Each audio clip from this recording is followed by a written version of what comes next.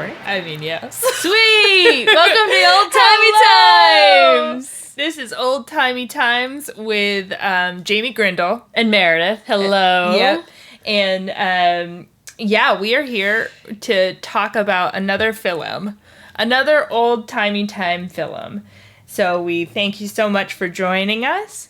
And we're going to get right into it. The film we watched this week and last week, we did this in two parts because it's a long movie. It's a very long movie. This was like an hour and 40 minutes, which is long for now, but seems really long for back then, for a silent film. Yeah. From 1915.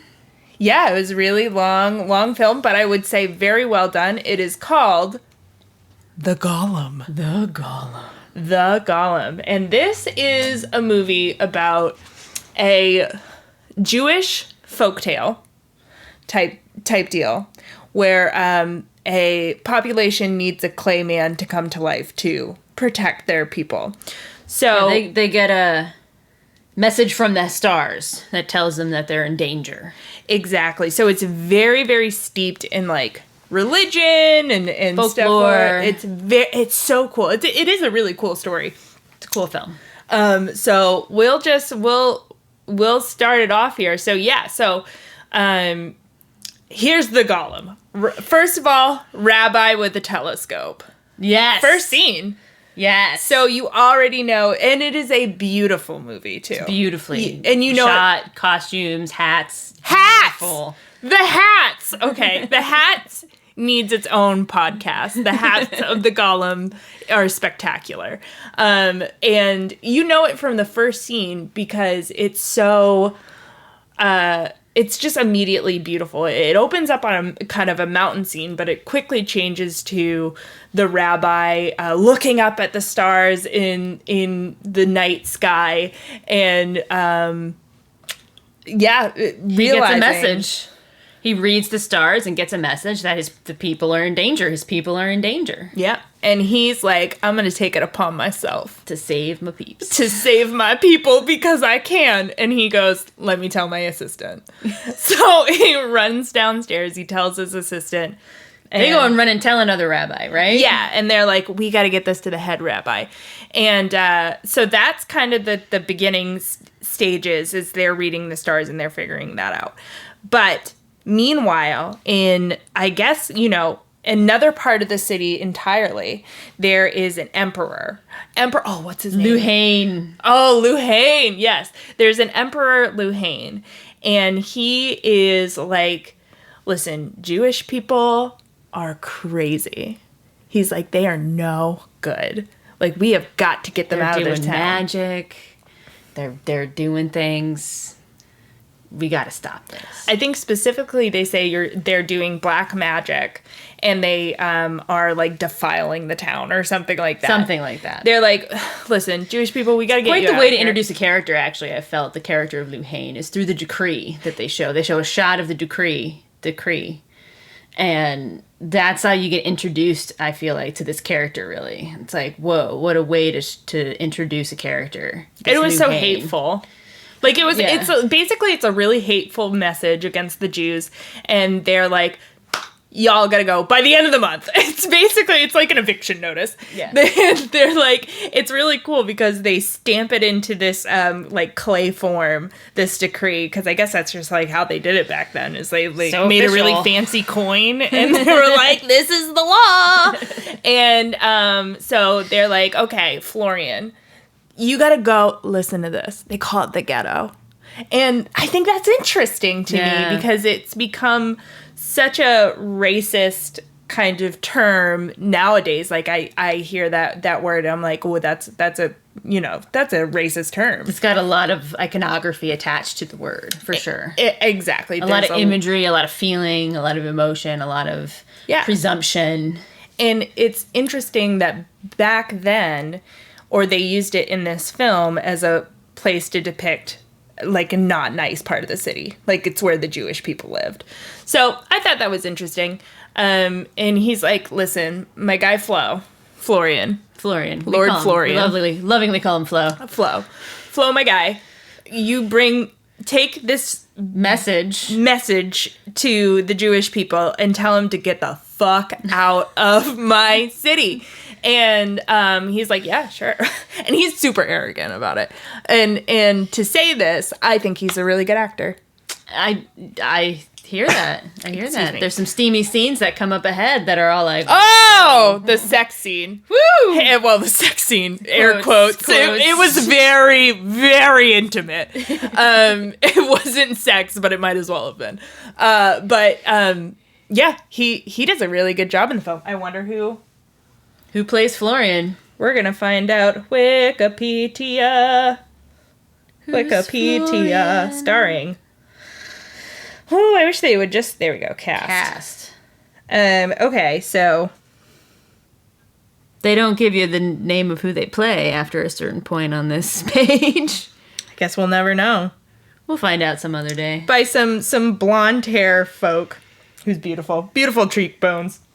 Yep. Good imagery for the silent screen, for sure. Good profile. Oh, yeah. And he's really, really arrogant. And if you think about the costumes of these films, like, it was very, like...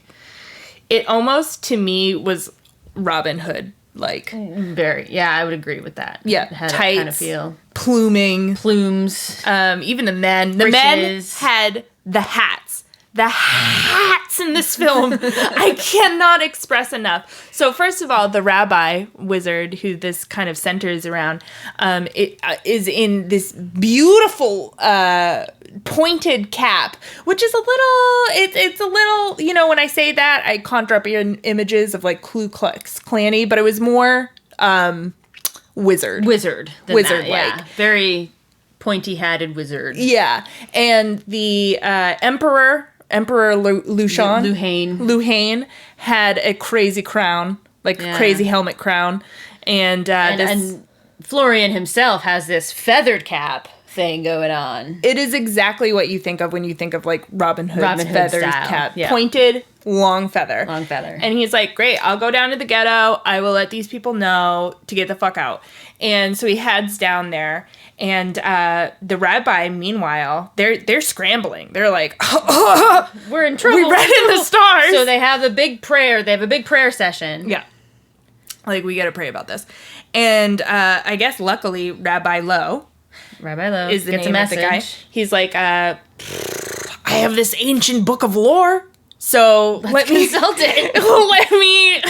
let me take a look, see what I can find. And as actually this is reminiscent of Nosferatu, which we watched last week. They use pages of a book to move the story forward and to give you information. It's like exposition, if you will. Yeah. So they come across a ancient recipe for help. And it's a very specific message. It's like something about how an auspicious day will be chosen, and they will contact the dread spirit Astaroth, and he will give them the magic word that will save their people, that will awaken the spirit that will save their people, or something to that effect. Yeah. They're basically they need to conjure up this demon, Astaroth, who will give them a word that they can put into a. I guess it's implied that they can make up this clay monster that will bring it to life. That will protect the people. Yeah. And save them. So him and his assistant are like, well, we got the recipe. So let's go. And they start creating a golem. And they mold him out. And then they have another session where they contact the dread spirit, Astaroth, and they get the magic word. And so they've got their creature, which is I thought was very interesting. There's actually a drawing that they create first on the wall, and it was very Frankenstein's monster.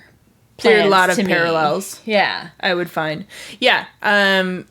So we found out that Frankenstein's monster was written in 1818. So you can see a lot of parallels between that and this film specifically, because it's someone's creation coming to life, and then it's out of your control at some point. Yeah. becoming out of your control and becoming a thing in and of itself, and how it reacts back against you. Something you can create but not control. Right. Yeah. Right. Oh, it's a wonderful metaphor for like parenthood. That's what I was just thinking Yeah. oh yeah, here's this thing I've created. You're totally out of my control. And I have it's becoming a fucking monster. So it's really cool in that way. And if we can, meanwhile, Florian comes down to the city. He's telling people, and they're like, you got to talk to Rabbi Lowe, and you got to get over there, and he'll, he wants to talk to you. And so he goes over there, and Rabbi Lowe is like, well, I'm cooking up a golem, so I'm busy. It's kind of intrusive, sir. But no, he's like, I've got to distract this guy. Yeah. Oh, luckily I have a daughter.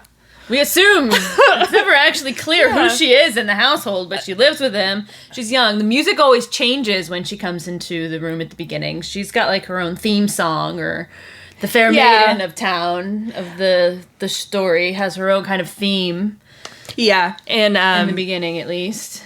Yeah, it's very like light, lovely music, and pastoral, if you will. She is an unnamed character until like halfway through the movie, so we just know her name. We just kind of know her. Again, this is the thing with silent movies: is you have to be there, you have to pay attention. You got to pay attention to the You've got to think about it. Like no one's gonna tell you. You got to carry threads, so you got to recognize characters based on their clothes, their mannerisms, because their facials, their face. Individually, like you have to a lot pay for granted attention nowadays. Yeah, you're so right. It's not spoon fed to you at all. Especially this movie, like it took me a couple of times to watch the beginning to like fully grasp what was going on, and you've got to, you can't daze off, you can't think about something. You can't else. Fart around on your phone for 2 minutes. No, because you're gonna miss important plot points, and a lot of beautiful stuff too. You've got to really see it because you can hear the music and la la la la. It's really lovely. The music is amazing in this movie, but the visual imagery is really impactful and stunning. Really beautiful. Stunning, yeah. And that's where the story is being told from, is from the visual aspect of how the light and the shadow plays throughout the whole film. Oh, yeah, it's beautifully shot. And it's very intentional, and I think it's intentional and deliberate in a way that the director of Nosferatu did not. Missed the mark a little bit. Yeah, I think drama and the contrast. I think this is objectively a better film. Yeah. So we meet Lady, and she has, let me tell you about the hair. Okay, the hair. The hats in this movie, they blew their budget. They spent their budget on the tops of heads, because this woman has a wonderful wig, really well done. Maybe it was real hair. I don't know. Could have been real hair. But it's two long braids, like down to her ankles. It's like dramatic long hair, and he's like, I'm gonna say it's his daughter. I would assume so. They live together. That's how I thought of it in my mind. Yeah. And he's like, daughter, come on down here. Let's show this Florian a good time. I need you to go talk to him. Exactly. So he's basically like, daughter, please flirt with this guy. I can't tell you what I'm working on, but I just need you to do this for me. And so she does. And it's immediate that this woman is an overactor in like the best possible way. I think she is the most cartoony in the film, which I infer is bad acting. Like, I don't think she's a great actor. I think she is the one putting the most effort in, though. Oh, interesting. Yeah, like, so putting the most effort in, but missing the mark, if you will. Yeah, I don't know. I think back in the day, she would have been revered as like the best actress ever, and I think that is rightfully so. But to a 2021 mind, I'm like, this girl's overacting hard. She is clearly putting in the most effort. She is carrying the film, and she's like, bread, and like, drink this wine, like she's like giving us everything we need.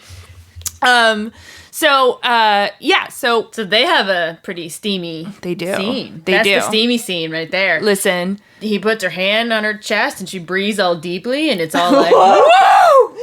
truly did. Stop it, ladies and gentlemen. It made me uncomfortable when I saw it the first time because it's like them sitting. They immediately fall in love, and she does her job of like distracting him, keeping his attention, if you will. Exactly, or like luring him into the Jewish people, befriending, along those lines, and there is a scene where they're both sitting side by side in a chair. Much like how me and Meredith are sitting right now, just like side by side. Side by side, shoulder to shoulder. And what happens? Wait, does she? No, he does it first. He's like, gives a little side eye. And then he slowly brings his hand over, and they are panting like dogs. They're like, you can see their chests heaving. Yeah, like their shoulders are going up and down. Chests they're are popping in and out. Heads are bobbing. Like they are panting. They are feeling hormonal. You can tell. They're into this together. And he slowly puts his hand gently on her beating chest, and she's like, like it is like absolutely. I think is supposed to be like an orgasm, or like that is supposed to be sex. Similar. Yeah, it's like the heightened experience of like how close they're being and how fast they're being. And then she slowly but deliberately moves her over hand on his panting to chest. his panting chest. Oh, and he grabs her hand, puts it on her heart, and that's the scene. Like, and then they end it there. And I love this scene so much. And I keep very intimate. I keep coming back to it because you don't need like gregarious nudity or like, I don't know. I think sex scenes have devolved so much in American cinema. And I don't appreciate them so much anymore because there's nothing about them that's not fake to me. Yeah. Like, that's fake. They're not really together. They don't really love each other. They're acting. They're pretending. Like, those are the moments when I have a hard time suspending my disbelief in sex scenes. Because it's obviously fake. There's nothing real about those emotions anymore. But that hand on chest to hand on chest scene was one of the most intimate things I've ever seen in cinema. It was more intimate than a full on, like, sex scene that you would see. Sex scene. Yeah.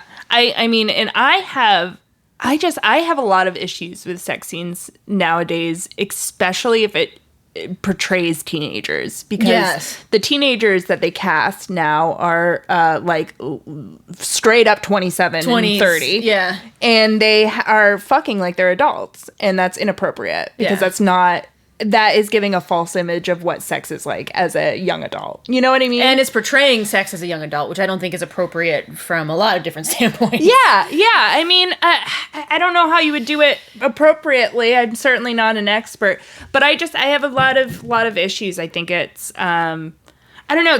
I think you're right. There's no realness to it, but the realness that we're lacking today, like this scene in Golem really made up for. Really demonstrated how close they were becoming and how quickly they were getting there. And how little, like, over the topness. Or I guess it is over the top because they're panting with their shoulders. But it was like deep. I guess I'll just say like nudity, like for shock's sake. You know what I mean? Mm-hmm. I feel for like rating's sake or for to pander to our modern sensibilities. It truly is one of the better sex scenes that I've seen. Sex, quote unquote, like hand intimate on chest, scenes intimate that I've ever scenes. seen. Yeah. So anyway, one of the better scenes in the film.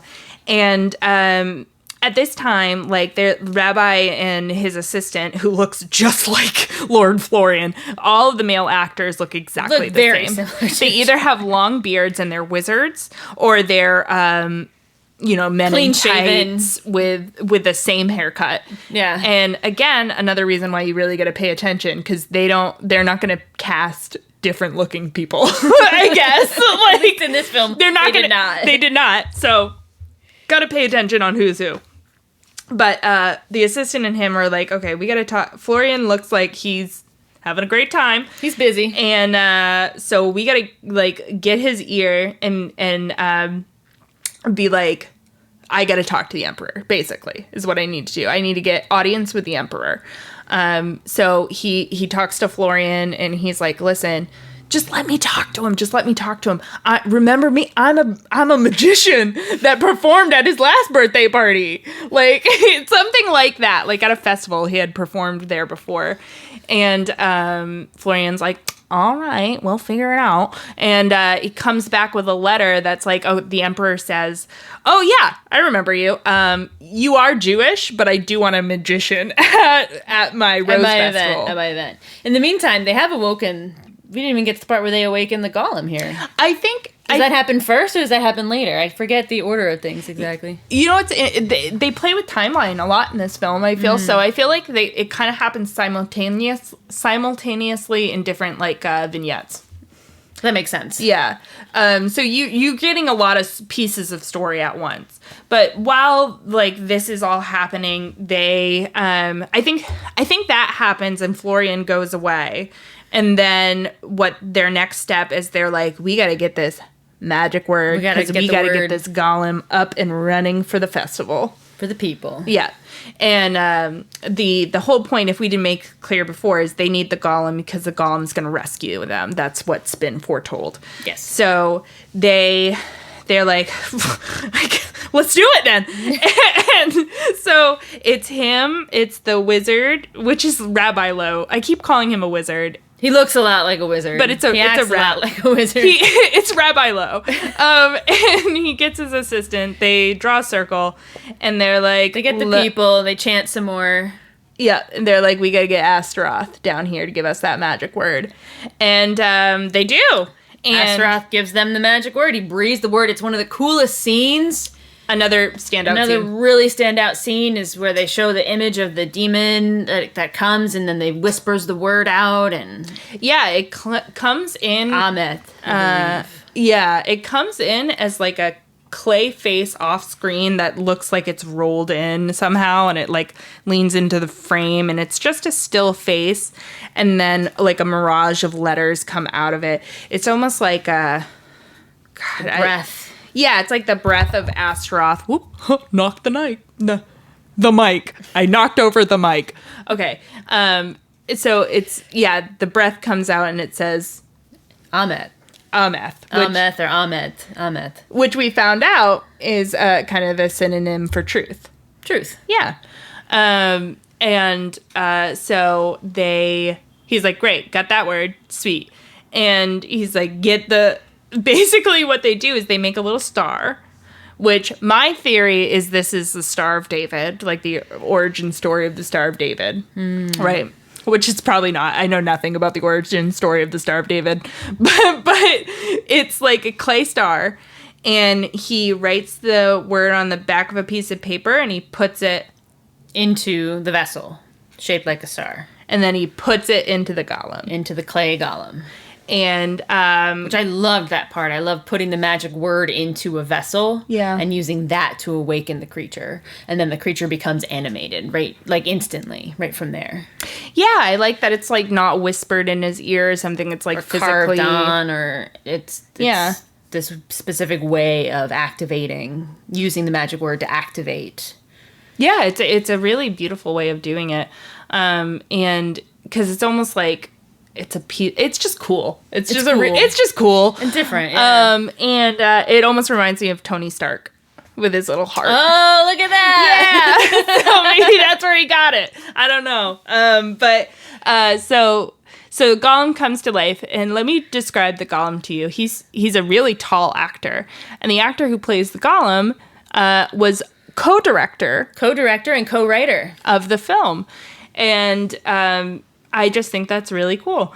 And he has, like, very cartoon features. So his silhouette's very cartoon. It's very large. It's all grayed out. Clearly they had body paint or something like that to, like, make his face look like clay. But his hair is very molded and triangular. Boxed in. Yeah, very triangular on the top. Again, with the tops of the heads in these movies are just really good. And... then like a tunic almost. Yeah. Tunic style. With a big belt. With just a huge belt on it. Just to cinch it in. And he comes to life. Yeah. And he comes to life. And he wakes up.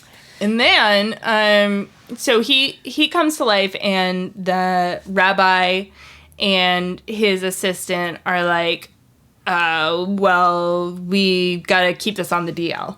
Yeah, we gotta teach this guy some things, but we can't really talk about what we've done. Yeah, we can't just straight up be like, hey, we conjured a demon called Astaroth and animated a clay Golem. toy we made.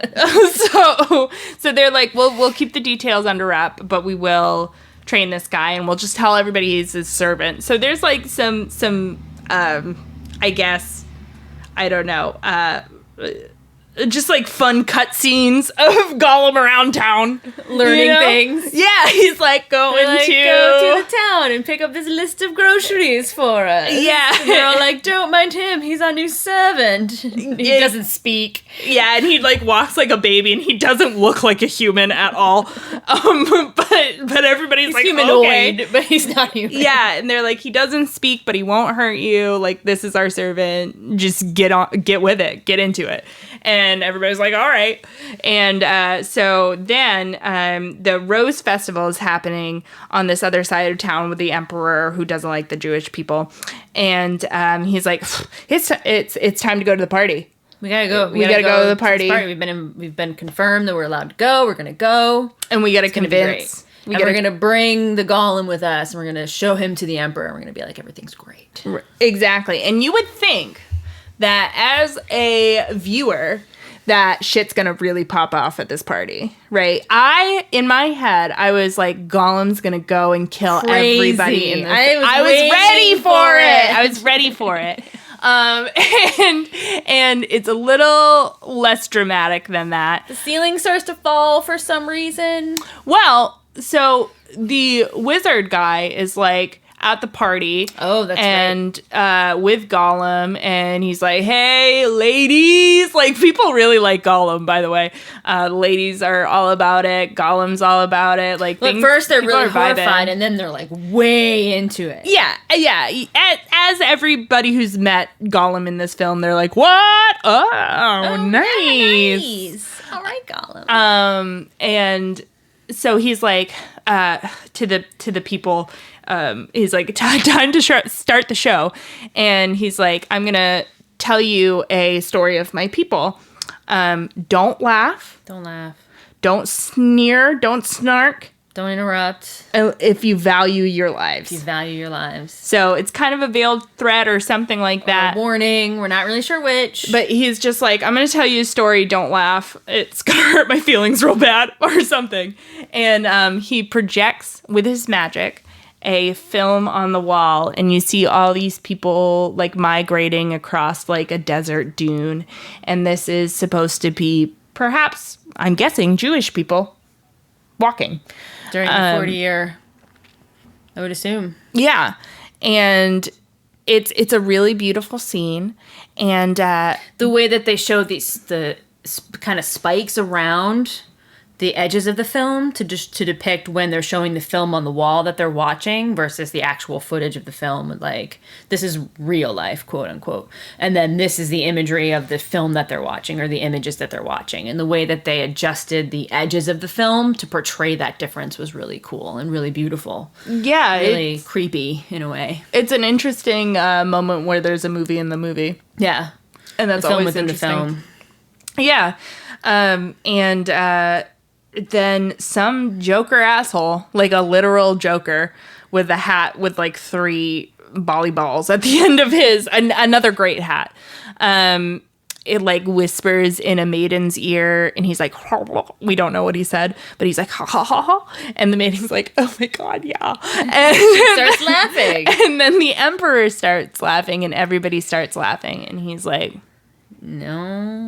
One rule. We had one rule for this viewing. Don't laugh. Don't laugh. And I guess due to magic and just the spirits of Jehovah, the walls start crumbling down around them. And the ceiling starts to come down. And then people get so scared, and the emperor gets so scared that he's like, Rabbi Lo, if you find a way out of this mess, you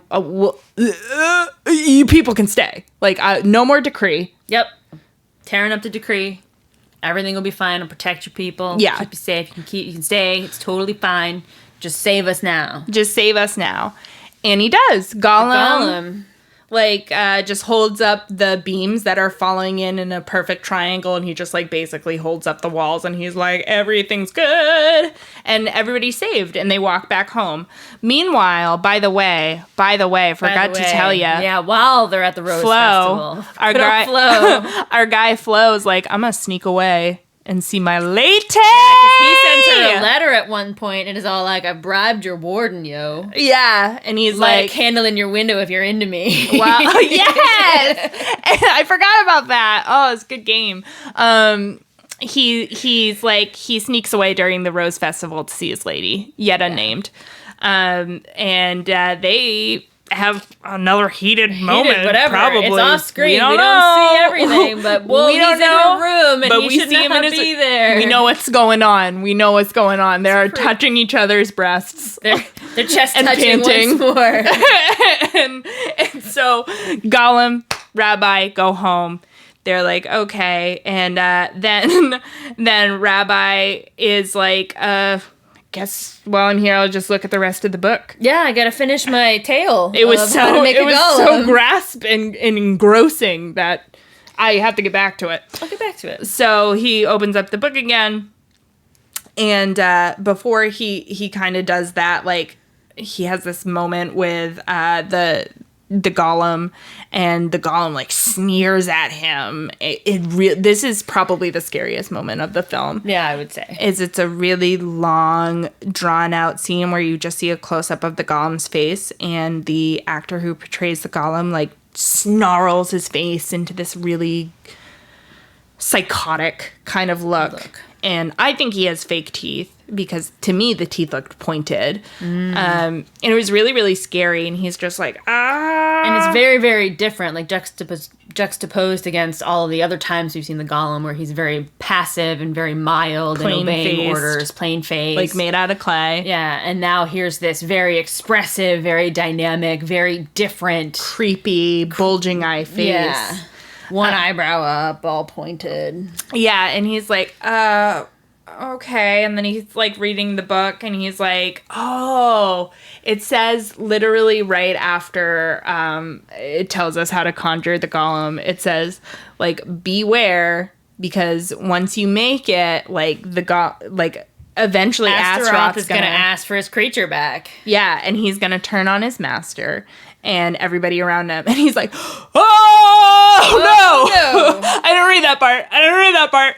And I would say at this point, I'm like, this is the moral of the film, is read the whole book. Read the recipe before you start. Yeah. Before you start cooking. Make sure you have all the ingredients and you know what's going to happen. You've got all your equipment set up. Because he's like, crap, I got to get this star out of this dude. And he does. He gets it out of it. He takes the star out with the vessel. And with the word. Yep. And again, that's like the Tony Stark heart. Like, he can't live without it. Pops it right off his chest. So and the Golem goes all stiff as a board, flunk. And he's like, woo!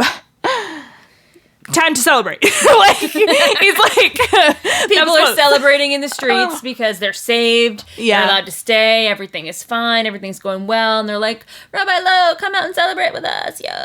Yeah, exactly. They're like, let's have a festival. He's about to destroy the Golem with a mallet, and they're all like, YOLO. Yeah, it was like, he was literally like, okay, I got the heart away from the Golem. I'm gonna smash his face in with a hammer. We'll call it a day.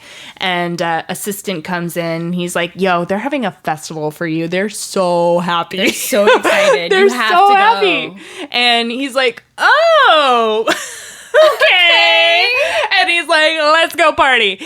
And he leaves the Golem unsmashed. That was his fault. With the vessel with the word in it, the star with the word in it, sitting just right on the table. For any child to pick up and put into the Golem. So very irresponsible on this rabbi's part. And so, especially having the message that it's going to be bad. Yeah. And so assistant guy's like, let's go get Rabbi's daughter, Miriam. We finally know. We find her name's Miriam. We didn't know. Good old Miriam. And we never know the assistant's name. I don't believe so. Yeah, he's just Rabbi's assistant. But he's like, I'm going to go. Listen, I've been looking at Miriam. I think she's cute. like, gonna yeah, go get her. he's like, I'm gonna bring her to the synagogue For the to party. celebrate. Yeah. So he goes upstairs in the stairwell in this certain. The stairwell is so homestead. cool. I would say, I don't know. I just love the stairwell because they cut it off in order to film people going up the stairs. They cut it off. It's spiral. And that's how they filmed it. And it's just a really beautiful thing. Even the houses are beautiful in this. The landscapes. the silhouettes. landscapes, they really are so deliberate where Nosferatu was not. I think that they truly like sketched every scene. It's really well placed. The shadows are beautiful. The music's gorgeous. So he runs upstairs and he's like, "Yo, Miriam." Miriam, we're gonna go party. Come with us. Yeah, And she's all like, I'm not ready. yeah, because remember, Flo is there. Flo's in her room. In her bedroom. In her boudoir. In her boudoir. And she's like, "Oh, I'm not ready." And he's like, I'll follow you down later in just a moment or whatever. She's like, "Go ahead, I'll follow you down." And he's like, I'll wait so for you. annoying. He's like, "No, I'll wait." And she's like, "Oh no." And then Flo comes over and they're up against the door and she's like, "Shh, he's right outside." Like, "Blah, blah, blah." And apparently he's like really knocking, I don't know. Like the assistant realizes that there's a dude in there, basically. Yeah, that there's shenanigans happening. There's stuff going on and he gets so mad. And it's another really gorgeous close-up scene where he like makes every disgusted face in the book and then slowly drags off camera, like tiptoes off camera in like a side in a like side scooch. shuffle. It's so beautiful. I can't describe it. I can't do it justice. It's my favorite scene in the movie. He's like, oh, and then he's just like sneaks off. It's just beautiful. So he's like, He runs down the stairs. he's like, "I'm jealous. I'm upset. I don't like shame this." in the family. The family. This is what I don't get. Is like, is the assistant part of the family? Or I thought he's the there younger was brother. I thought there was romantic vibes. I thought he had a crush on Miriam. That's how I felt by the end of it because he gets so offended. Yeah. And the way later they were all like snoodling up together. And now all of a sudden he's trying to snoodle up to her. And it's like, I had this feeling that maybe he was into her too. I think he's into her.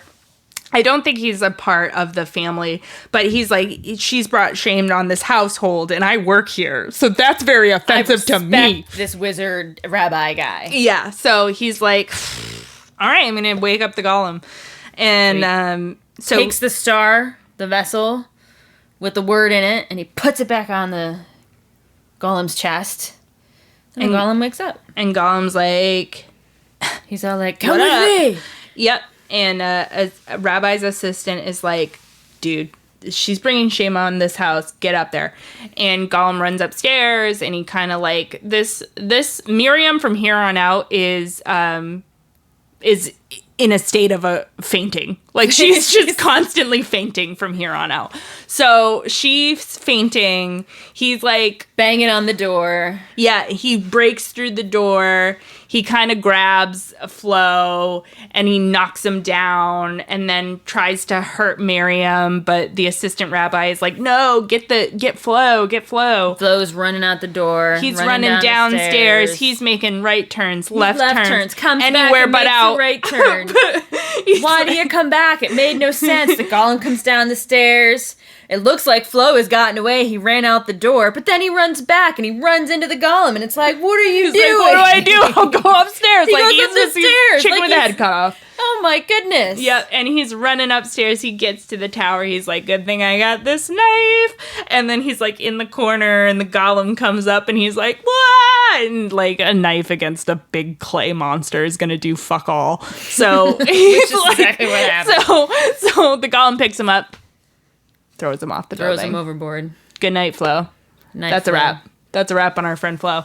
And then the Miriam runs up and she faints again, and he brings her downstairs. Takes her downstairs. And this again is, we were discussing it, it's an anticlimactic movie. And from this point on, especially, like, that, we've already had the climax now at this point. Yeah, so we have like a good 30 more minutes of movie left, so we're just along for the ride. But I just thought this terror would happen sooner in the movie, and I also thought it would be more grand. I did too. Yeah. I did too. I thought this is supposed to be the monster's big rampage, and they show none of it. You know, they show him dragging Miriam by the hair a couple of times, and then carrying her to a rock at the end of his rampage, but that's about it. Like, there's no like monster breaking down doors and throwing clay pots and knocking over plants and scaring children. I mean, he sets the house on fire. That's pretty cool. That's pretty bad. Yeah, that's pretty bad. That's pretty cool, but it's resolved relatively quickly. Like, the rabbi comes back from the party and he's like, "Oh, my house is on fire! My house is on fire!" That's exactly, that is the rabbi right there. And he's like, "Okay, I guess I'll just like do my wizard thing. Thank God I'm magic. Thank God I'm magic, because I can just take care of this." And he does. Golem lovingly, like, kind of is dragging Miriam out to the outer corners of the city, puts her gently on a rock, and just like walks off. He just walks away. And he's like, "I guess I'll leave." And everybody in the city is like, "Whoa, close one again." And they find Miriam, and they're like, "But where is the golem?" And they notice that a door is broken down in the distance, and so they run over, and they see the golem. In the meantime, the golem has like wandered into this new part of the city. He breaks down a new door. He breaks open a new door. He doesn't break it down. He breaks it open. Like, beyond the city limits or another city, and all these children kind of flock up to him and are curious about him. And he's like walking around, and he picks up a child, and the child rips the star off of his chest, and they kind of play around with it. Like, they're all sitting around him, they're sitting on him, they're throwing the star, they're passing it to each other. And the Jewish people come in with Rabbi Lowe, and they're like, "Oh, we found the golem. Kids, get away from that." They go running off. They scatter. And they scatter, and they pick up the golem's like clay unanimated body without the star. So it's officially dead. And they bring it back to their town, but they never find the star. And then there's a big star David that just like fades into existence on the screen. Lights up on screen. And I was pondering, I'm like, okay, so now the golem and the star are separated. So that star represents the Star of David. But probably not. I don't know anything about, I'm so sorry, I don't know anything about that religion. But in my head, I was like, is that what they're trying to say? Or am I bringing my 2021 brain and I'm like, oh, maybe they're setting it up for a sequel? You know, well, there's always a denouement, which is always that last little bit of the movie or the show that gives you a little bit of a hint towards something that might happen in the future. Yeah. Like, especially in a horror movie, it's like you see the monster's hand rising up out of the ground at the last minute. Yeah. Like, is it really over? Oh my God, is there more to come? Oh my God, the ambiguity. And to me, the ambiguity is, okay, now there's somewhere in the world, there is something that can activate the creature, and somewhere else in the world is the creature. Yeah. So, like, what if they meet again? Yeah. I want to see the anyone ever sequel. safe? Yeah. What did the kids do with the star? You know? Did they know what they had? Exactly. Did they find out one day? Yeah. We don't know. We don't know. But it's a really pretty film. It's pretty long, but worth it. And we found out that it was even going to be longer. But this is they've lost a lot of the footage, apparently. Yeah. They've lost some footage. There was a couple of moments in the end where the sound cut out, which was kind of weird. It was really a silent film at that point. Yeah. There was like a part with no sound whatsoever. And we were like, well, I guess they might have lost that part of the footage, the audio. Part of the audio. So that's The Golem. Such a beautiful movie, really well done, really well directed. And as far as like early monster films, I think that this is really where like the trope of the creature, a creature you create but you can't control, at least came to screen. You know, it had been written in books, but This was an early representation of it on film. Yeah. And I think it was really creepy and really well done, even though we were expecting more in terms of the monster's rampage itself and, like, the body count, if you will. One person dies. Good old poor Flo. Yeah, I know. We'll miss you, Oh, so. man, he was the only one that died. He's the only one who dies that we saw on film, anyway, that we ever saw. Otherwise, he just kind of rampages through the town, as Rest far as in we peace. know. He was a good guy. Yeah. A Fell in little love. arrogant. Fell in love. What can you do? What are you gonna do? But yeah, so I mean, by the end of it, it's kind of alluded to that the assistant rabbi and Miriam get together. Why, I don't know. I don't know. Why not? But right? yeah, So, I mean, they're the two people left, so might as well. Might as well. They should have it. They should have a moment together. Yeah. So and then it kind of ends. So yeah, I wish it was more climactic. It would be interesting to see if that's what people wanted or if that was scary to them. You know, Yeah. to me, not very scary. I would say the most legitimate scary part is when he changes his face. Yeah. Because that part is quite psychotic. And you very know? jarring. Very different from all the rest of the the presentations of the Golem. Yeah. And then the rest of it to us looks a little silly. Yeah. Looks a little silly. The costumes are beautiful. But oh beautiful. my goodness. Hats Could you are imagine beautiful. if that was in like color? Color. I'm very curious what colors they actually used in real life to create the kind of shadow disparity that they did. The difference between light and dark in the cinematic and the black and white cinematic world. What colors were they actually using to create that kind of drastic dynamic in a black and white setting? Yeah, and it's interesting to see their makeup and stuff like that because these people don't have beards. They have long, twirly. All of it is cartoony. All of it is just that extra, just like 3 notches up. Yeah. To make sure it stands out on film. And I appreciate that. And in that way, you got to give it to Miriam. She is the best actress in the film. In the film. She really brings it home. She's like, y'all, are you here to work? Because I am here to work. This is my and craft. work she does. Work she does. So I think, yeah, we'll end it there. Yeah, that sounds for good. Old-Timey Times. Thank you for joining us. Once again. And I hope you have a lovely evening, day, morning, afternoon, wherever you are. Whenever you are. Congratulations.